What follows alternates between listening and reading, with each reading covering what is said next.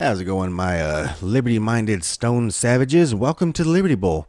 So today we are going to be going through Joe Biden's entire State of the Union address. Well, I guess not the entire thing. I did go ahead and break it down into clips because nobody really wants to listen to all that bullshit. But I went ahead and listened to all of it for you guys, right? And I went ahead and pulled some of the more or less memorable clips. Basically, the stuff. There was a whole lot of heckling involved. It was I don't know. I wouldn't exactly call it the most unifying speech out there. I wouldn't exactly call it the most nonpartisan speech out there. But it was definitely something. Joe Biden was definitely on his, I don't know, his fucking A for Adderall game. But yeah, we're going to go ahead and break down each one of these clips. But this is the Liberty Bowl. So before we get into that, let's get into this. Cheers, savages.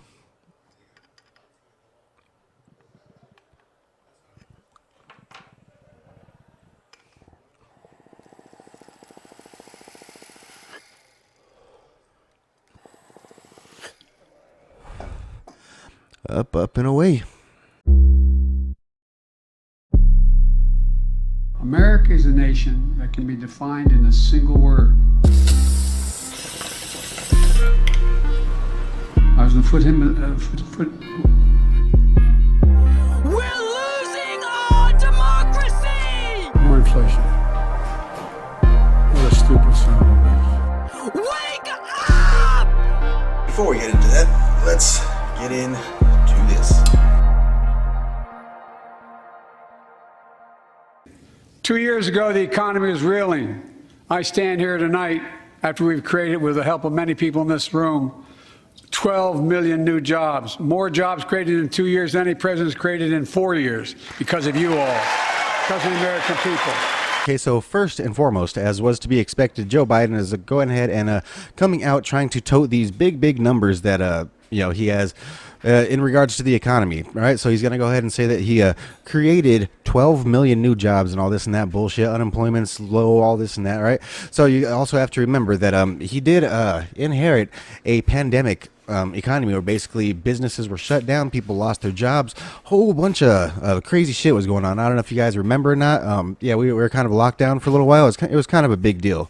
But yeah, that could be a key factor that he's of course going to selectively leave out, which is one of these key factors that is leading up to him even being able to tote these numbers, right? When world leaders ask me to define America, and they do, believe it or not, I say I can define it in one word, and I mean this. Please don't fuck up. Please don't fuck up. Possibilities. We don't think anything is beyond our capacity. Everything is a possibility. All right, so there he goes ahead and explains what we've been kind of wondering for the last couple of years, and it's basically how Joe Biden defines America within a single word. And this time it didn't happen to be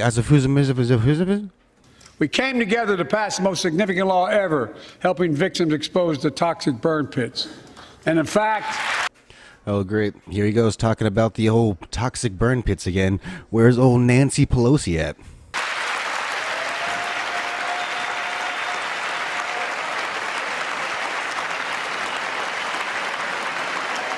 It's important.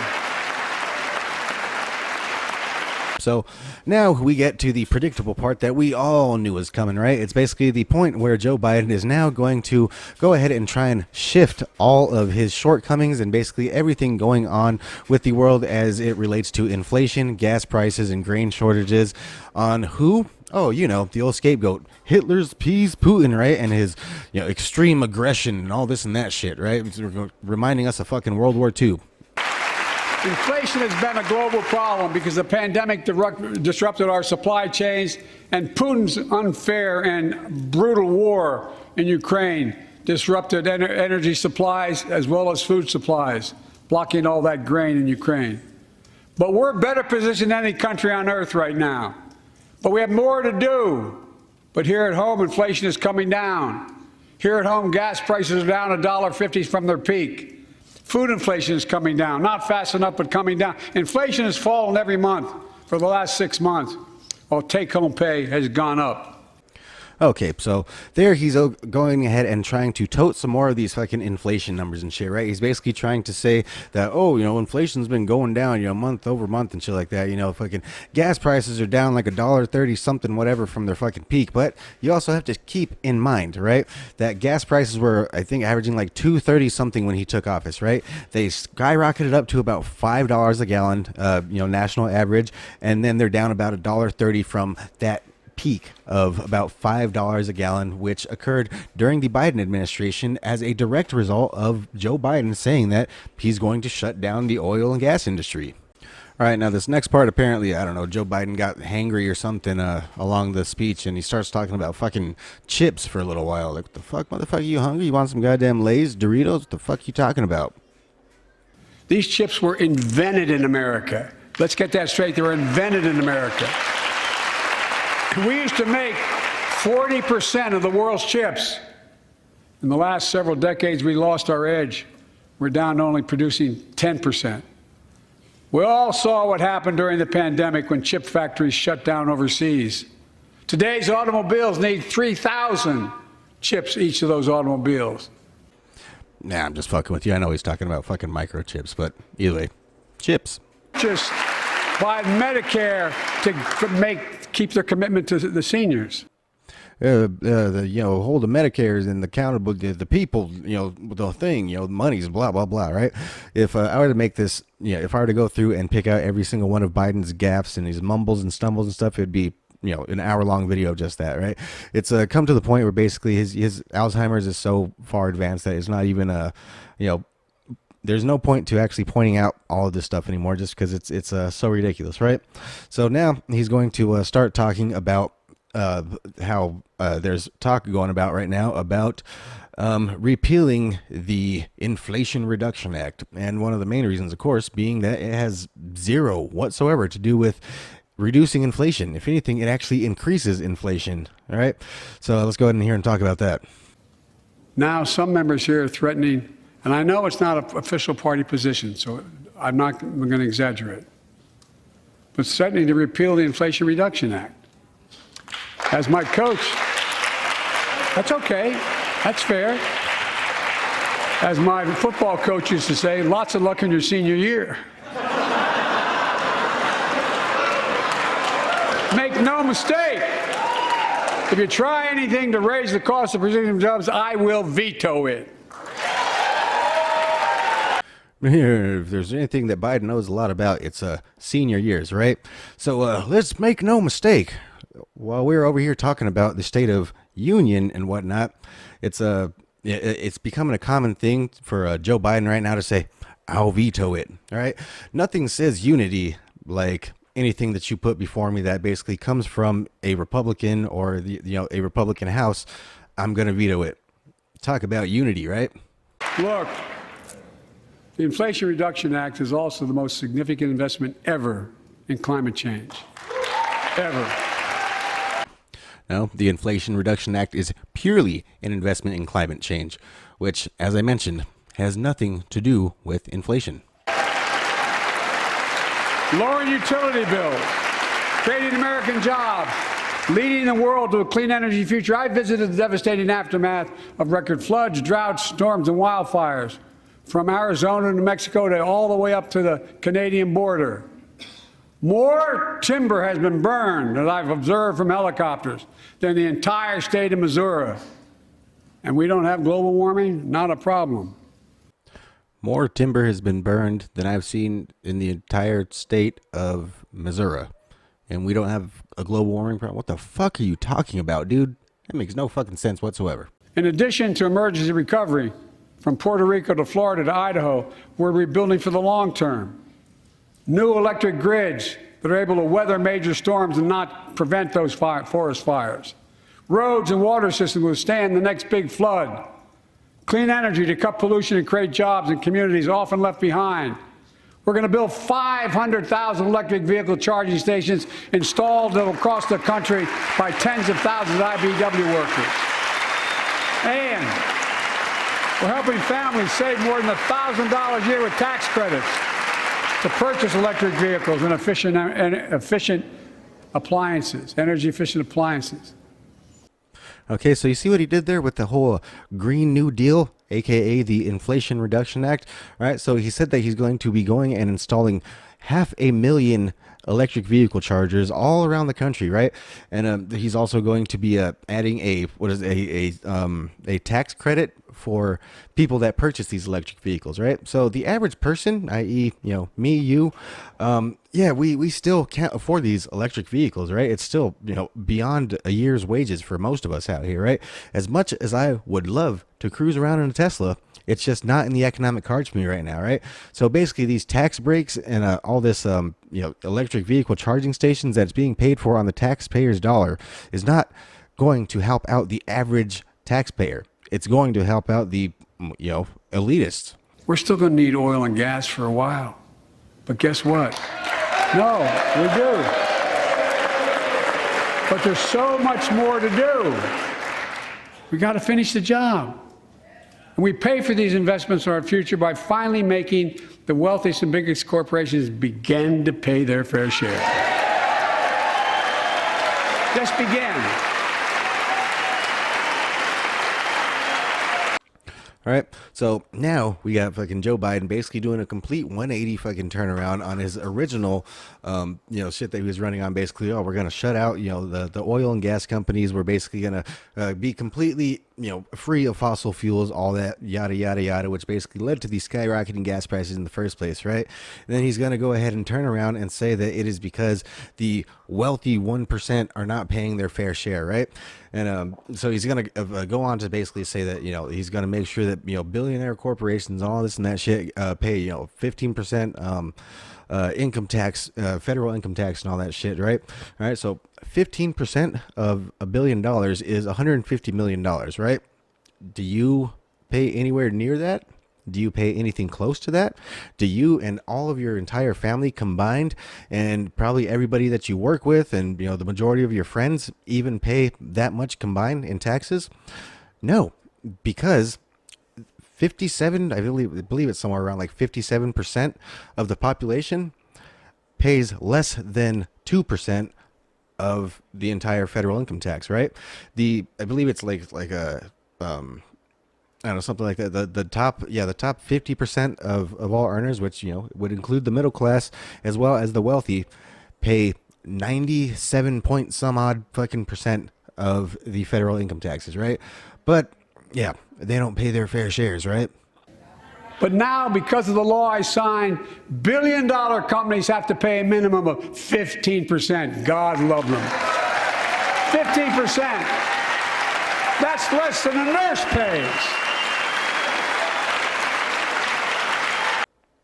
Well, there you go. You see old fucking Pocahontas over there fucking rubbing her hands together, clapping and shit over other people's money. So now we're going to go ahead and see Joe Biden talk about other people's money, and what probably got one of the biggest reactions. The biggest reaction is definitely coming up, but one of the biggest reactions of the night, when he basically, again, completely backtracks on the entire, we're going to go ahead and get rid of fossil fuels and all this and that bullshit. And basically he goes ahead and reiterates that we're going to need fossil fuels for at least 10 more years, right? And basically, yeah, go ahead and check out the clip, man. It's fucking hilarious. Big Oil just reported its profits, record profits. Last year they made $200 billion in the midst of a global energy crisis. I think it's outrageous. Why? They invested too little of that profit to increase domestic production. And when I talk to a couple of them, they say, we're afraid you're going to shut down all the oil wells and all the oil refineries anyway, so why should we invest in them?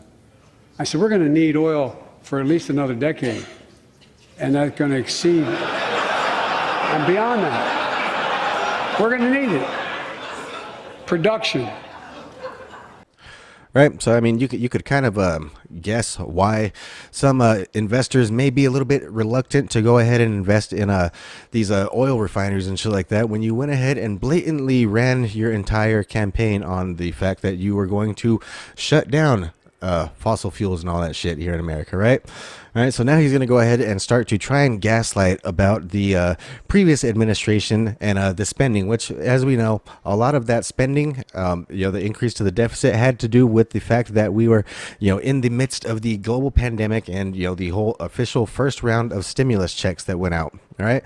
So he's also going to bitch about the fact that basically the House and Congress right now is holding the raising of the debt ceiling hostage until he goes ahead and makes some, kind of a changes in his course when it comes to spending and basically out of control spending, which is what we've seen from the Biden administration since Jump Street.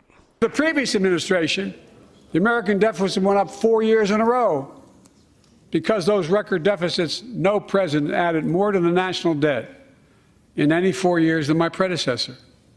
Nearly 25% of the entire national debt that took over 200 years to accumulate was added by just one administration alone, the last one. They're the facts. Check it out. Check it out.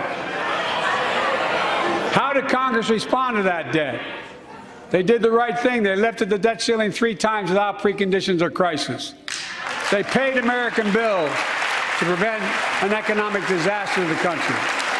So tonight I'm asking the Congress to follow suit. Let's commit here tonight to the full faith and credit of the United States of America will never, ever be questioned. All right. So did you see what he said there at the last part? Basically, we continue to keep raising the debt ceiling in order to pay our bills, right? So raising the debt ceiling is basically just raising how much, more debt we can go into, right? It's essentially, we're taking out another credit card to pay off our credit card bills. And we're basically patting ourselves on the back for doing so. Right? It's completely ridiculous. And it's not just Democrats, it's Democrats and Republicans. It's the entire system. This has been going on for decades, and it's basically completely crippled the value of the American dollar. It's basically brought the value of the American dollar down to almost nil, right? It used to basically be, what the entire world staked its currency on. And at this point, it's kind of fallen flat on its back. Okay, so now we get on to the moment of the night, right? So basically, this is the part where Joe Biden is going to try and accuse the entire Republican Party of attempting to get rid of the entire socialist safety net security administration or system, all that shit, and Medicare, right? This is not the case. This was a proposition put forward by an individual, right?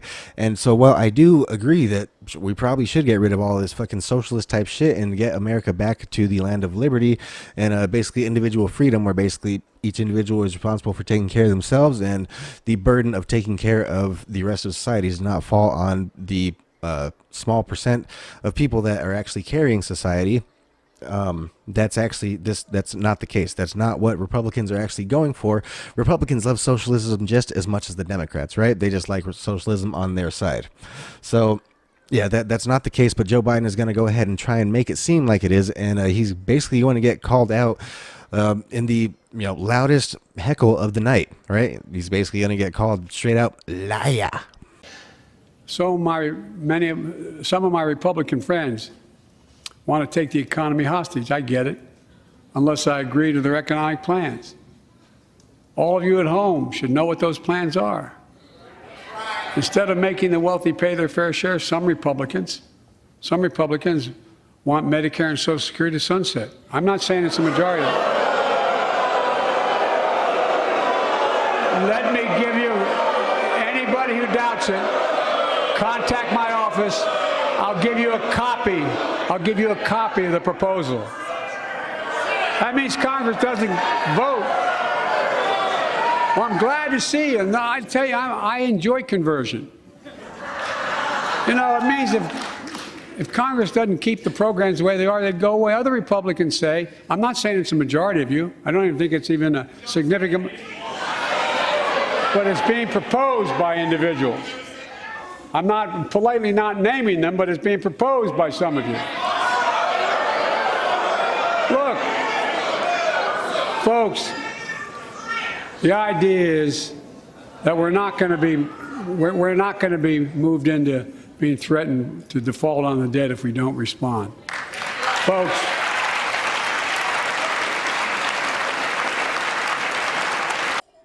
All right, so now we're going to get Joe Biden going into a bit more virtue signaling, even though it's just been established that that is actually not the case. He's going to go ahead and, again, in a completely nonpartisan speech, at the State of the Union, go ahead and talk more about if anything like this comes across my desk, I'll veto it. Those benefits belong to the American people. They earned it. And if anyone tries to cut Social Security, which apparently no one's going to do, and if anyone tries to cut Medicare, I'll stop them. I'll veto it. And look, I'm not going to allow them to be taken away. Not today, not tomorrow, not ever. But apparently it's not going to be a problem. Yeah, definitely not going to be the case, right? So now I know I said I wasn't going to really focus on any of the Biden gaffes in here, but I don't know, some of them were just too fun to pass up. Here's some more word salad. Let's finish the job. Pass the bipartisan legislation to strengthen antitrust enforcement. All right, so for the next, I don't know, probably like 20 minutes or so, he just goes ahead and does a whole big old spiel on his never-ending battle, apparently, with junk fees. All right, so now I'm going to go ahead and say, I fucking hate junk fees, right?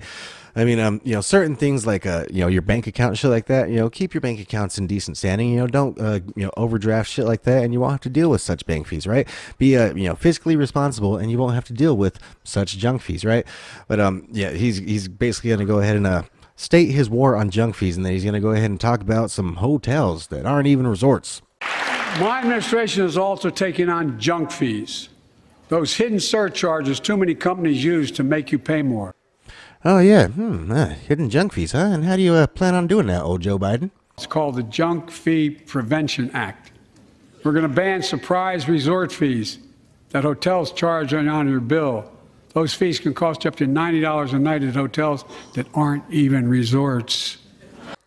Okay, so now we are switching up from junk fees to junk food in one of the most blatant lies told by Joe Biden of the night, where he basically states that if you work at a McDonald's in one side of town and you quit that place, that you have signed a contract stating that you can now not go work at Burger King or something like that on a different side of town or in the same neighborhood, something like that, basically.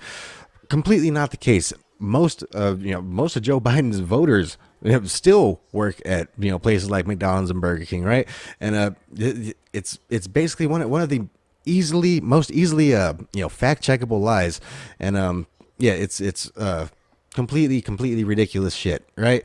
Complete utter nonsense.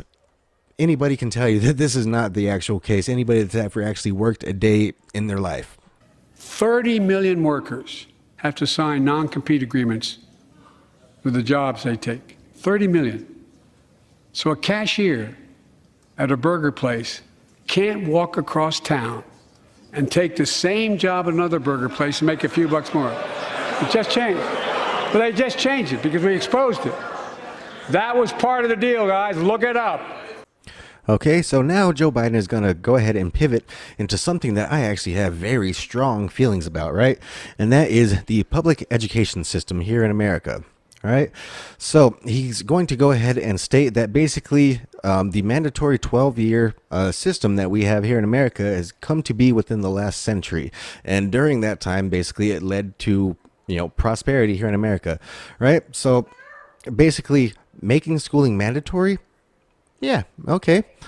What I don't agree with is during the time period that this came to be is right after, World War II, during the hippie generation, things like that, where, during the Red Scare, all that type stuff, where basically a lot of these communists that were fleeing Europe basically came to America. There's the entire Frankfurt School of Education that basically came in and took over the American education system with this new style, this new Marxist style of social and emotional learning, right? So this, the state-run public education system in itself, I already have issue with. All right, so Joe Biden is basically going to go on here right now and state his plan to basically make people smarter by adding 2 more years of subpar state-funded Marxist-branded social and emotionally learned education. Right, and then I'm going to go ahead and get into some more of my gripes about the public school system right afterward. When we made public education, 12 years of it, universal in the last century, We made the best educated, best paid, we became the best educated, best paid nation in the world. But the rest of the world's caught up. It's caught up. Jill, my wife, who teaches full time, has an expression. I hope I get it right, kid.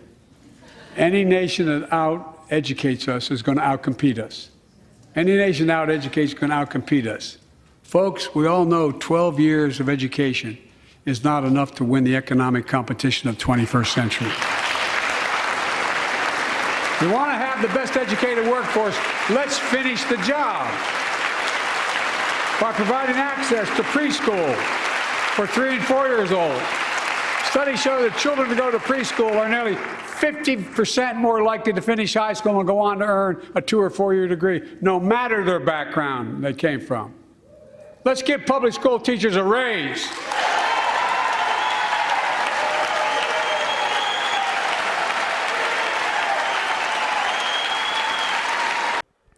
Okay, so of course, education is very important, right? And the gripe that I really have with it is public education, right? So these public education, these state-funded schools, these taxpayer-funded schools, right? They get increases to their funding, and teachers get raises basically regardless of performance. If a school is a low-performing school, it's still going to get funding. You know, if anything, it's probably going to get more funding regardless of performance, right? So what that does is it disincentivizes teachers to perform any better, right? So take the idea of private schools, for example, right? Private schools, they need to compete with the other private schools in the area. They need to basically compete for students. They need to compete for these parents to want to send their kids to this school, right? So how do they do that? They have the best curriculum. They have the best teachers. Basically, everything about them is competitive because they are privately owned, right? They are not state funded. They are basically funded by the parents, right? So here in Arizona, we currently have, and in many other states around the country too, we have what is called the ESA, or the Earned Scholarship Academic Program.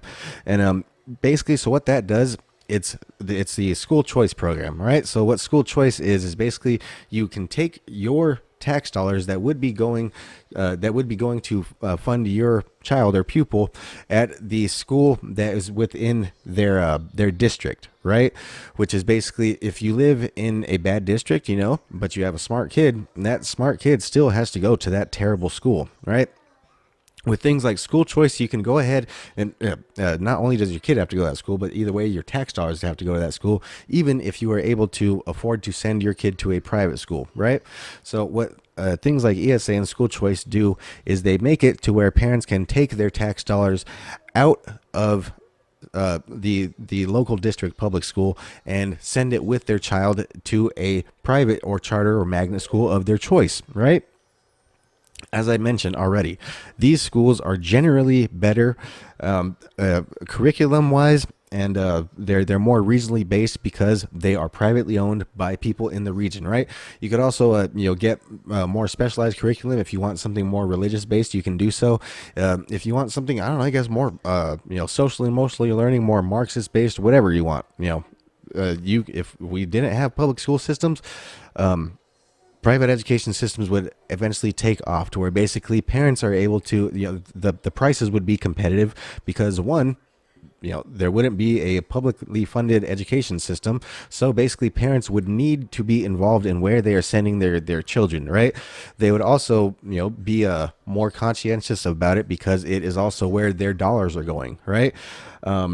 If you were to take the amount of money that you would spend on each pupil at a public school and instead do away with public schools altogether and make every school privatized and essentially have to then compete for said tax dollars, the education system would fucking skyrocket here. All right. So yeah, thank you for bearing with me through all that. But that was my short spiel on my gripes against the public education school system. I'll actually probably put together a longer one, in essay format, something like that, a little bit later, and release that video on its own. And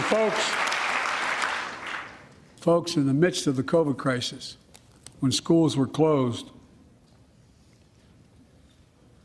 and we were shutting down everything, let's recognize how far we came in the fight against the pandemic itself. While the virus is not gone, thanks to the resilience of the American people and the ingenuity of medicine, we've broken the COVID grip on us. COVID deaths are down by 90%. We've saved millions of lives and opened up our country. We opened our country back up. And soon we'll end the public health emergency. But that's called a public health emergency. But we'll remember the toll and pain that's never going to go away. Okay, so now this motherfucker has the audacity to go ahead and say, remember when the schools were locked down, remember when, when all the education that our children missed, remember what, remember what they did to our kids, right? That was you. That was you. That was your fucking administration. That was what you guys did. You guys were the ones that fucking put double masks on kids while you were speaking at assemblies without a mask. You people were the ones that were trying to make it mandatory for children, these children, to be children who had almost zero. Again, I'm not going to say zero, okay? Who had very significantly lower chances of mortality from COVID than any other demographic on earth, right? You wanted to force vaccinate them in order to be in school, which, again, as you mentioned, were shut down because of you and your administration, right? And yeah, you have the audacity to say, well, we're not going to forget. Yeah, motherfucker, we're not going to forget. Join us tonight are the parents of Tyree Nichols. Welcome.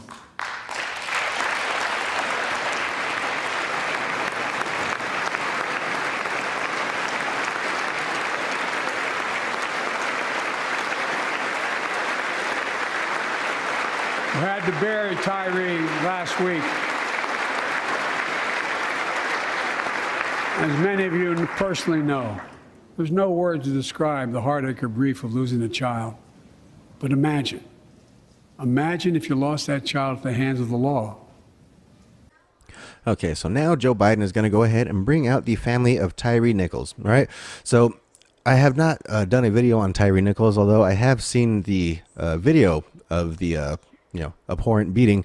I have not done a video on it, so I'm going to go ahead and comment on it briefly. All right, so as you guys know, I'm already not a very big fan of the police, and what we saw in that video was absolutely and utterly a disgusting display of police brutality. It was a disgusting display of abuse of power, and it was downright murder, right? I'll say it blatantly, right? And these police need to be held accountable, and they are being held accountable, right? I believe they're all being charged with murder or something similar.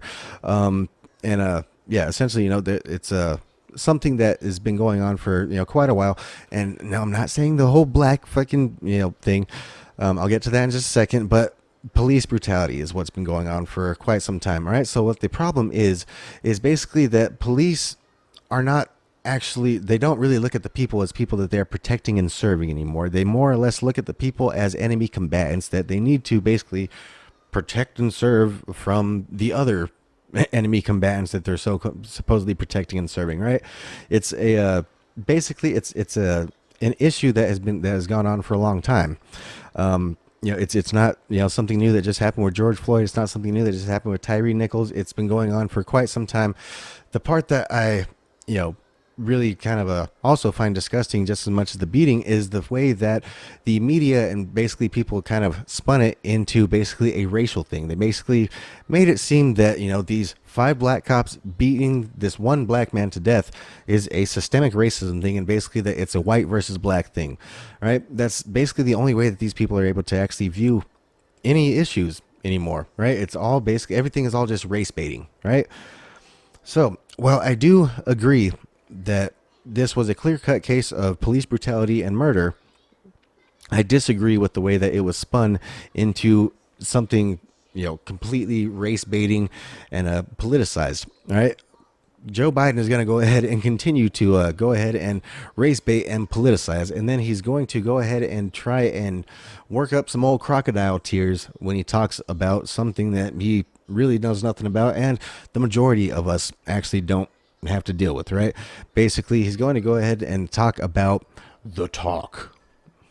Imagine having to worry whether your son or daughter came home from walking down the street, playing in the park, or just driving a car.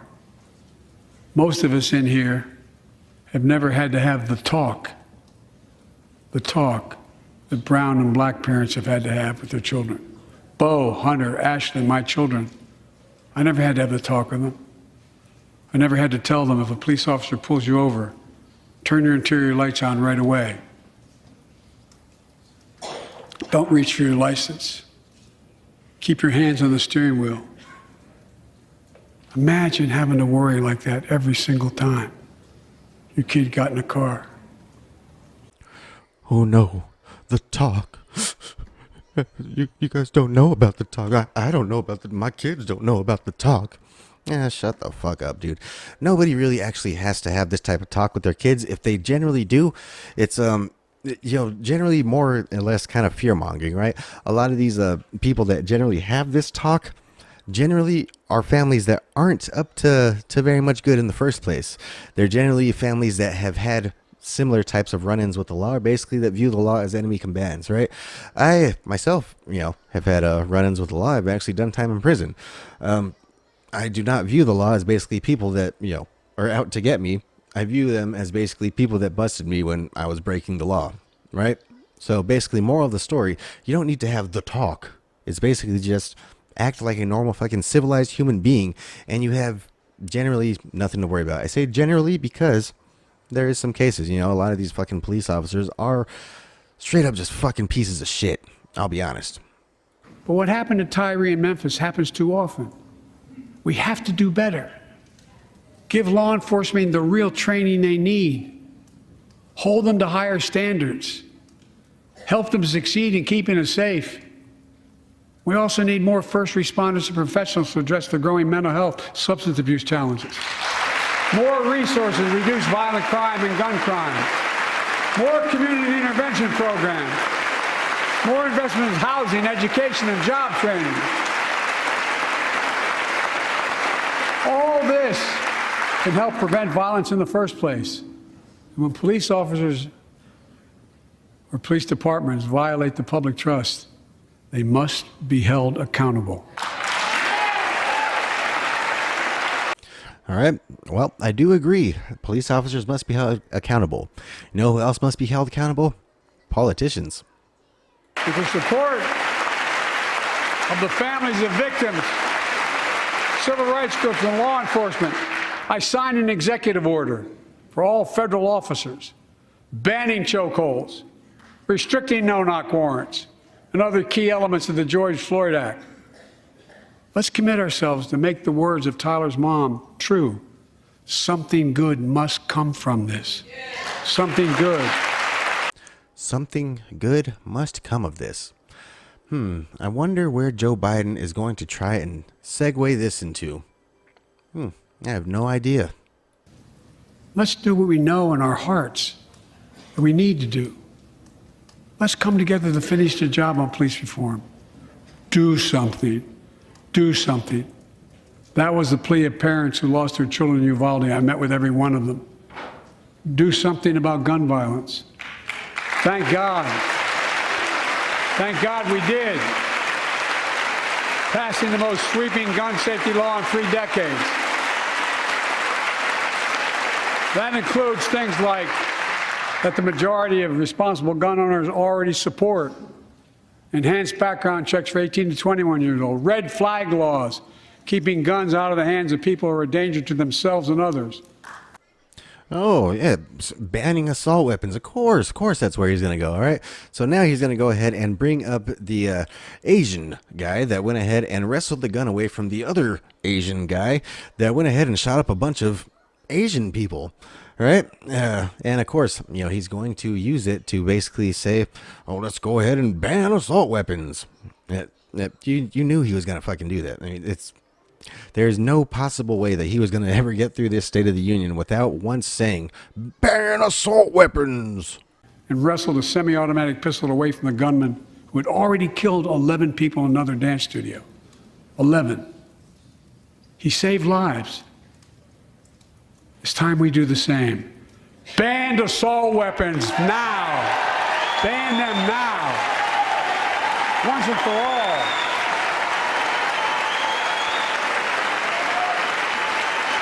I led the fight do that in 1994. And in 10 years, that ban was law and mass shootings went down. After we let it expire in the Republican administration, mass shootings tripled. Let's finish the job and ban these assault weapons. And let's also come together on immigration. Make it a bipartisan issue once again. All right, banned assault weapons, guys. Banned. Come on, just banned them. Banned them all. All right. Like, and isn't he starting to sound like a bit like Uncle Rico at this point? You know, with his old reliving the glory days. Like, oh man, let me tell you, if this was 1994, man, we were really doing things back in 1994. I was this close, man. Just a couple more, couple more bills, and I would have had my hands on. I would have had a full-on assault weapons band. You know, we'd have been touring the country. The greatest band you've ever seen, the assault weapons band. We now have a record number of personnel working to secure the border, arresting 8,000 human smugglers, seizing over 23,000 pounds of fentanyl in just the last several months. We've launched a new border plan last month. Unlawful migration from Cuba, Haiti, Nicaragua, and Venezuela has come down 97% as a consequence of that. But American border problems won't be fixed until Congress acts. If we don't pass my comprehensive immigration reform, at least pass my plan to provide the equipment and officers to secure the border.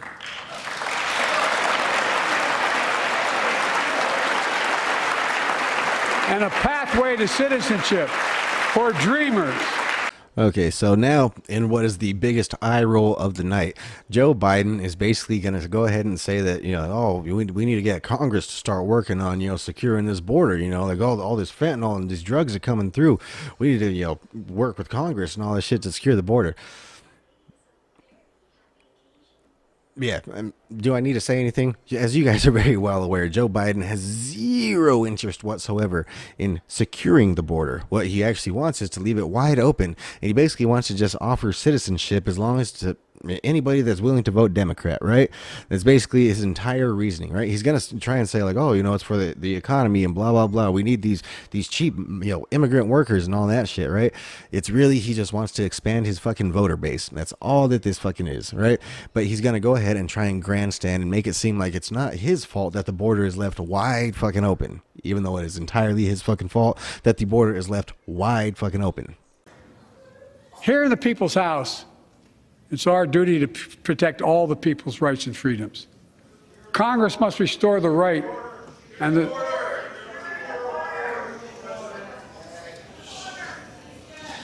Congress must restore the right that was taken away in Roe v. Wade and protect Roe v. Wade. Okay, so now the Republican side of the crowd is going to go ahead and start heckling him and basically telling him, well, secure the border then, and he's going to basically stop and what we need to secure is the rights that were taken away from women during the overturning of Roe v. Wade. That's what we need to be focusing on, people. Make no mistake about it. If Congress passes a national ban, I will veto it. But let's also pass the Bipartisan Equality Act to ensure LGBTQ Americans, especially transgender young people, can live with safety and dignity. Okay, so there's some more of that, unifying speech from Joe Biden, basically saying, if the Republican Congress passes, any national abortion ban, that he's going to veto it. Again, using his old veto words to basically go ahead and, instill unity in the House of Representatives, right? So, as you guys are very well aware, the overturning of Roe v. Wade basically is overturning federal enshrinement of abortion, basically making it so every state has to abide by this federal law. All right. So the overturning of Roe v. Wade basically made it to where the states get to decide for themselves what laws they would like to have in place in their individual states in relation to, abortions. Right. So essentially, there is not going to, I don't know, there's a possibility, maybe some Republicans may try to push through a national abortion ban. I don't think that they would actually try to do so until they actually have a Republican in office. But, either way, at this present time, that's not looking like a possibility. Again, I believe that it should be states' rights. the states should have their own right to choose as to what sort of abortion laws they would like to have in their states. And that was what the overturning of Roe v. Wade actually did. It gave the states the ability to decide for themselves what they believe is right. I spoke in this chamber 1 year ago, just days after Vladimir Putin unleashed his brutal attack against Ukraine. A murderous assault, evoking images of death and destruction Europe suffered in World War II. Putin's invasion has been a test for the ages, a test for America, a test for the world. Would we stand for the most basic of principles? Would we stand for sovereignty? We stand for the right of people to live free of tyranny? Will we stand for the defense of democracy? For such defense matters to us because it keeps peace and prevents open season on would-be aggressors and threatens our prosperity. 1 year later, we know the answer. Yes, we would, and we did. We did. Okay, so now we're going to go ahead and get some of the warmongering rhetoric from Joe Biden, right? So basically, he's going to try and bolster some more support for Ukraine, who, as I'm sure you're very well aware, is currently being invaded by Russia, right? So, yeah, invasions are bad, all that, blah, blah, blah. He's basically trying to paint out, Vladimir Putin as basically being, reminiscent of, Hitler's Germany during World War II. All right. And of course, the reason for this is basically he wants to try and, drum up more support and basically more funding, more billions and billions of dollars that we could go ahead and send over to Ukraine so that basically we can go ahead and continue to fight Joe Biden's proxy war with Vladimir Putin and Russia. Right. So, as you guys are very well aware, I'm very much against war in general, and I'm very much against, sending United States tax dollars over to help these nations that are not able to stand on their own, right? Essentially, yes, things like invasions and all that, border disputes, all this shit, it does get dicey, it does get bloody, it's generally a bad thing, people do die, but essentially, that's life. I mean, that's the way that things go. If you want to be sovereign, well, then be sovereign and stand on your own 2 feet, right? Sovereignty at another nation's expense is not sovereignty in the slightest, right? Our ambassador is here, united. We're united in our support of your country. Our ambassador is here and united in support of the country. Right.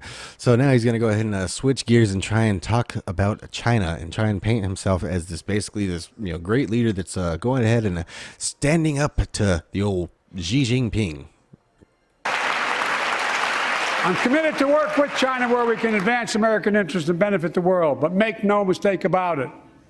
As we made clear last week, if China threatens our sovereignty, we will act to protect our country, and we did. All right, so basically he's going to try and say that, he stood up to China by going ahead and shooting down this balloon, right? So this balloon was only noticed because a citizen happened to notice it, right? It wasn't detected by the military. I mean, it was detected by the military, as we did find out this week. This did take place 3 times during the Trump administration. They just did not tell Trump about it because they thought that he would act too rashly. Right? Let me say that again. They did not tell the commander-in-chief about Chinese spy balloons that are flying over the United States, and therefore they are a threat to our national security. They did not want to tell the commander-in-chief about that. All right. We are also finding out that these spy balloons are flying actually all over the world right now, all over different, over the airspace of different nations, spying on different nations, and basically all this goes to show is that somebody is working with these Chinese people to basically look the other way and or ignore it altogether. Clearly this is a threat to our national security, but he's going to try and make it seem like, oh yeah, I did it, when we are very well aware of his ties to China financially through his son. But in the past 2 years, democracies have become stronger, not weaker. Autocracy has grown weaker, not stronger. Name me a world leader who changed places with Xi Jinping. Name me one. Name me one. Okay, so everybody has been talking about this last statement here, right? So basically, what he says is democracy has grown stronger and autocracy has grown weaker. And then he says something really puzzling to everybody. Name me one leader who's changed places with Xi Jinping. Name me one. Name me one. What the fuck does that even mean? Like that makes zero sense whatsoever. No matter which way you put it, name me a leader that has changed places with them. Well, that's not can't be. I mean, he's the leader of China. It's not like anybody's going to be able to step in and take over that role, right? Or name me a leader that would trade places with him. Well, I'm sure a lot of people would. He's got a fucking massive country. He's in charge of billions of people. He's one of the main leaders of the world right now. I'm sure a lot of leaders of smaller nations would do so. But yeah, basically nobody could figure out what the fuck he's saying. That's why nobody could name him a leader, because they don't know what the fuck you're talking about, dude. He shared a story all too familiar to millions of Americans and many of you in the audience. Courtney discovered pills in high school. It spiraled into addiction and eventually death from a fentanyl overdose. She was just 20 years old. Describing the last 8 years without her, Doug said, "There's no worse pain." Yet their family has turned pain to purpose, working to end the stigma and change laws. He told us he wants to start a journey toward American recovery. Doug, we're with you. Fentanyl is killing more than 70,000 Americans a year. Big, you got it.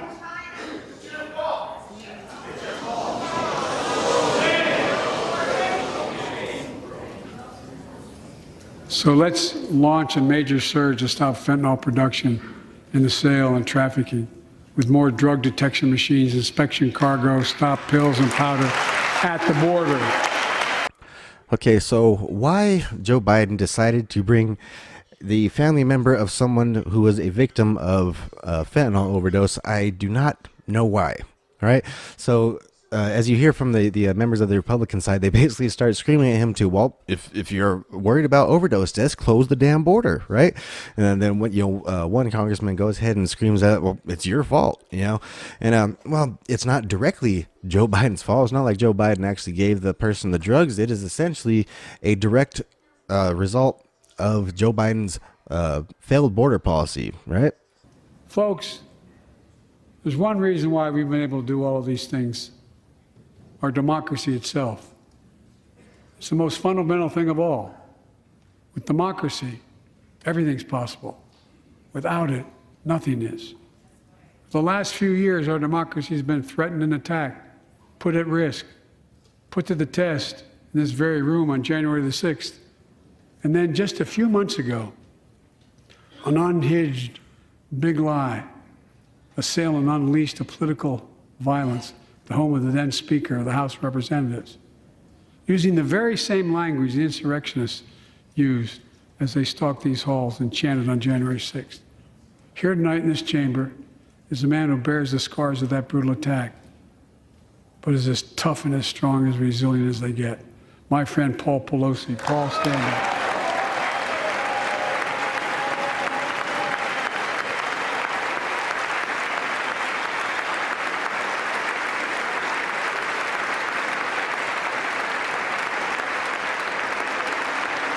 Okay, so now in some more unifying speech from the State of the Union address, Joe Biden is going to, in one fell swoop, go ahead and lump together all of the Trump supporters, basically anybody that was part of January 6th, all in with David DePepe.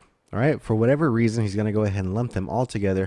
And again, as I've stressed, many occasions before, political violence is never the answer. Basically talk some shit, make your point, basically change the person's mind with your words rather than trying to bash someone's head in with a hammer.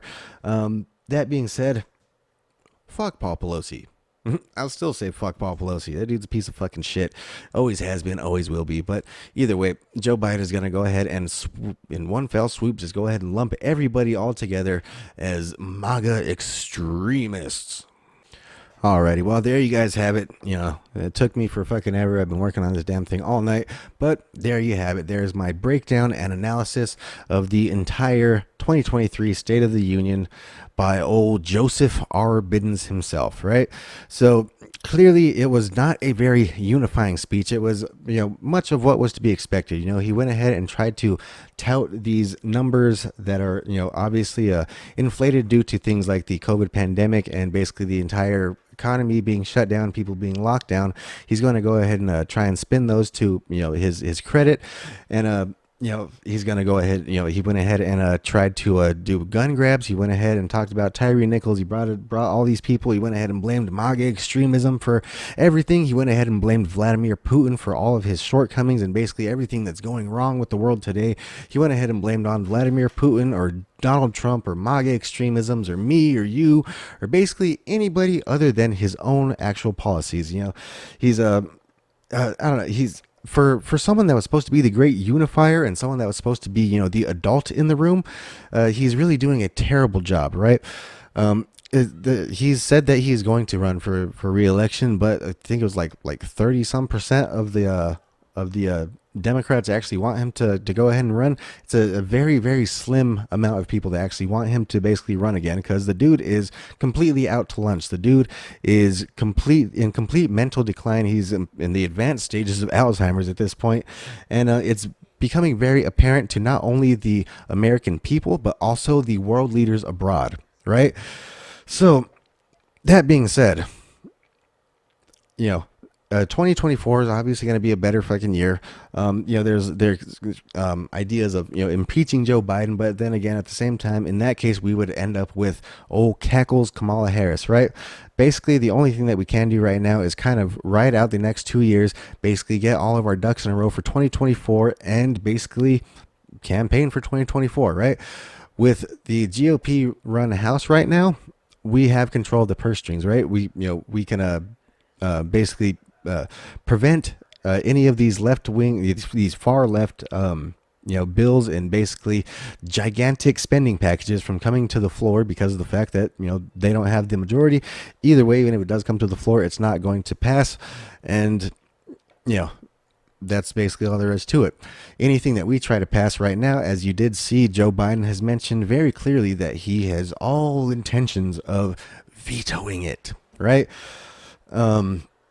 Yeah, and either way, it's not like it's going to get past the Senate anyway. The Democrats do have a slim majority in the Senate, so as long as the Democrats stay in lockstep, which they have been, seeing as they are a fucking Marxist-style cult, it's seeming like it's going to be a pretty stale 2 years, right? That's okay, though. At least it will prevent Joe Biden and his band of fucking Marxist flunkies from going ahead and destroying our economy any further, right?